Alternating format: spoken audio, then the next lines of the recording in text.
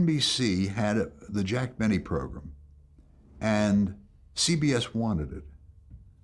And therefore, CBS was willing to make a deal with Jack Benny's company and give him 3 firm series on the air if Jack Benny would move his show to CBS.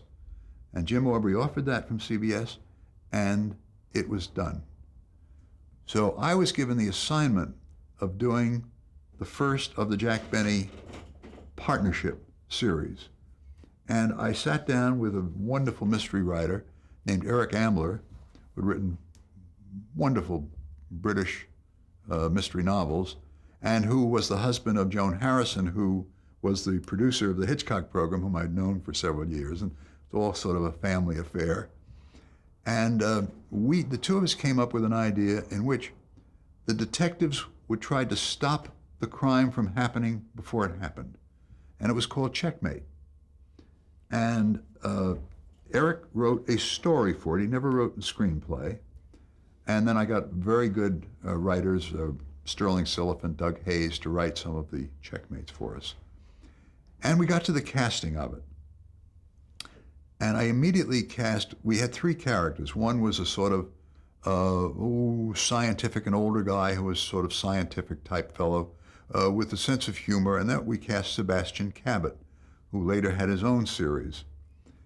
For the young man, we had Doug McClure, who was under contract to Universal.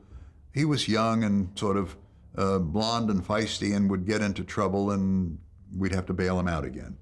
For the third man, I wanted a guy whom I had seen on stage in New York by the name of Robert Lansing, who later became the lead in 12 O'Clock High, 87th Precinct, several shows. I wanted him in this one before he had done those. And I screen tested 5 actors, including Robert Sterling. I remember he was part of it. An actor named Anthony George, who was represented at one time by MCA, and a couple of others, and Robert Lansing. We did the screen test, and I showed it to employees all through Universal. And Lansing was out of 75 people, Lansing got 68 first place votes. Tony George got about 4, and the other 2 or 3 were spread around. And I went on vacation to London, to Europe, thinking that Robert Lansing was in.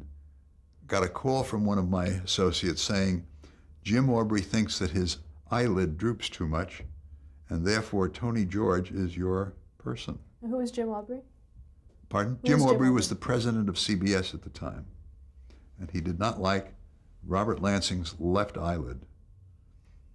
So we did not have Robert Lansing, even though I screamed and yelled and said I don't want to do the show, but of course I did want to do the show because really I thought it could be a very good one. I then hired as a musical conductor, the first time he'd ever written a score for a film was John Williams. And he has done a lot since, as we all know, including Star Wars and Boston Pops and you name it. How did you come across him? We had a marvelous man, Stanley Wilson, who he was our musical coordinator, and he seemed to know all of the good talent, both young and mature, around. And I must tell you that over a period of time, he introduced me to so many great musicians. I probably used, one way or another, almost everybody he sent to me. And John was one of those. Johnny, at the time, was one of those. And I could go on and on. I mean, Lalo Schifrin did one for me. Percy Faith. Elmer Bernstein did.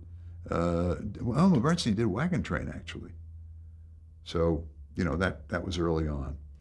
And all of the really top motion picture people wanted to take a crack at television, and we were there. So that was an important show in that way. I'm talking about Checkmate. It was important to me, and it was very successful, except that Jim Aubrey moved it to a different time spot, and once you do that, that can hurt a show. It lasted about either 3 or 4 seasons. It was voted by TV Guide the best new dramatic show of the year, actually, when it started. So it did. I think if Robert Lansing had been in it, would have gone longer, but that's just something I'll always believe. I can't prove it.